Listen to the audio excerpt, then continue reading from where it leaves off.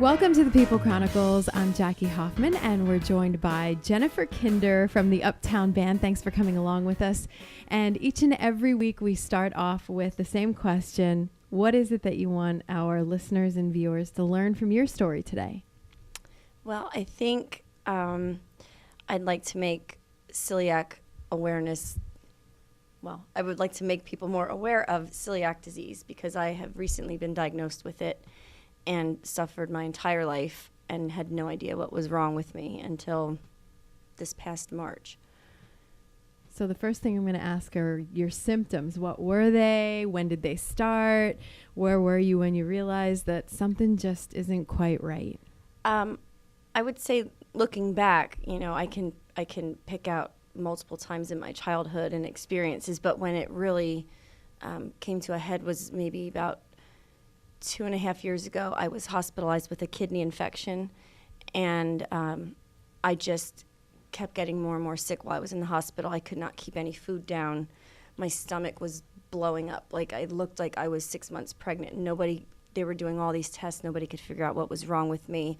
I had a GI doctor come in and did some test on me where I had to eat something.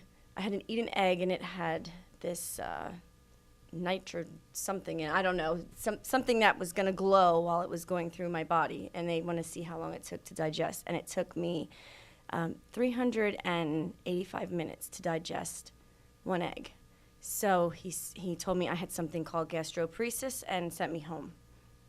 I had no idea what that was, what it meant, what I needed to do, so I kind of educated myself on it and found out that gastroparesis is when the nerves and muscles in your stomach are just dead. They stop working. So anytime I would eat, the food would not get churned. It would not go to the next place it was supposed to go to. It would just stay there and pile up, and then eventually it would come back out. So I dealt with that for a good 2 years. And by the end of the 2 years, I was on a completely liquid diet. I didn't eat. I didn't enjoy food. I didn't want to be around food. I was on multiple medications that were extremely expensive that my insurance didn't pay for. So I got to a point where I got tired of just being told, this is what's wrong with you. We don't know why, but here's another medication to kind of mask whatever's going on. And then my father got sick earlier this year, and the family needed to come together to take care of him, and I couldn't because I was just sick all the time. I never knew what my day was going to be like. I would either, not be able to eat, or I would wake up with a terrible migraine. I was hospitalized for migraines. Back in November, I had one for 4 weeks and was hospitalized, and they were giving me infusions, and it was just, my body was screaming at me, and I didn't know what else to do. And this is in the midst of having to perform, right, and having to be a mom and having to take care of your dad all, right, at the same time. And so would you say that this is more so it's food related? You're eating things, it's making you sick, and you just don't know why. And then you're educating yourself, not just from the doctors, because they're still kind of not understanding what's going on, as, right, you aren't either. And there are so many people out there now that are going through the same exact thing, and they have no idea. And it all starts with you have pains in your stomach. Right. And that's where it all begins. And, right, as you get older, it's only going to get worse unless you figure out what it is. Right. So what was it that finally determines this has a title for it and here's what it is? Well, I made an appointment with my GI doctor. I had already been through, this was my third GI doctor, because one of them, I won't mention their person's name, had me on a medication that made me feel like my insides were rotting, and it just wasn't helping. So when I went back for a checkup, I told him that I wasn't taking it anymore, and I had started taking probiotics, just, off the shelf at Giant or wherever. And he ripped up my file and told me that if I wasn't going to take what he told me to take, he didn't want to see me anymore, that was fine, But I made an appointment with my GI doctor, and he was just very doctor-like, I guess I should say. He didn't seem overly concerned. There was one medication that they wanted me to try. It was called Reglan. It's a very dangerous medication, so it was like a last resort. So when I went into him for this particular visit, this was back in February, he said, we're going to have to do the Reglan, because Reglan will make your stomach muscles contract, and it will help digest the food, but you can only be on it for 12 weeks at a time. It causes Parkinson's-like symptoms. So immediately when I would take it, I'd have twitches. I'd, be shooting my arm out in the middle of the night while I was sleeping. And I was just in this brain fog all the time.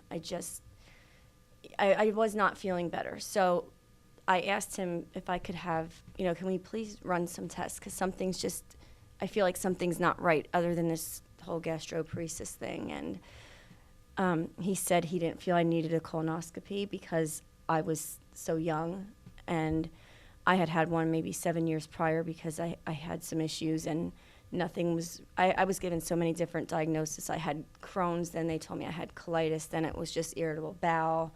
Nobody could ever give me a diagnosis and stick with it. So I made a decision that day that I was not letting any doctor dictate anymore. I had to take control of this. So I insisted that I was going to have a colonoscopy, and I said, I don't care if my insurance doesn't pay for it. I want it done, just for my peace of mind. My best friend got colon cancer at age 33. It can happen. So to make a long story short, he wasn't open for any procedures until, I guess I wouldn't have gotten in until June of this year.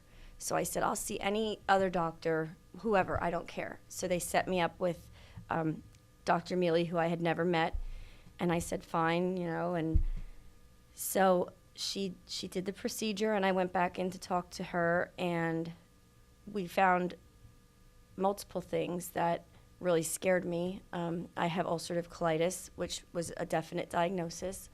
I'm also in the beginning stages of rectal cancer, which is called ulcerative proctitis. I have to take medication every day for that for the rest of my life, because that's the only thing that's going to stop the cancer cells from spreading.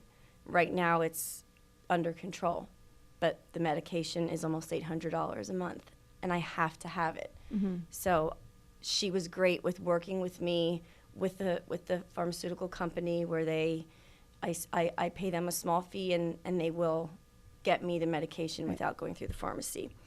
But I told her, something still isn't right, though. I can't, this is totally a different thing, that I can't eat and keep any food down.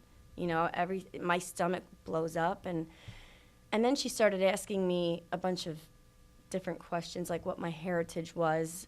Asked me if I was German. I said, yes, I'm German and Irish. And she said, I know what's wrong with you. You have a food allergy. And I'm just looking at her like she's crazy. Right. I tell you I'm German and Irish, and I have a food allergy. She said, I think you have a lactose intolerance, which I believe, I hope I get this right, is very common in Irish heritage.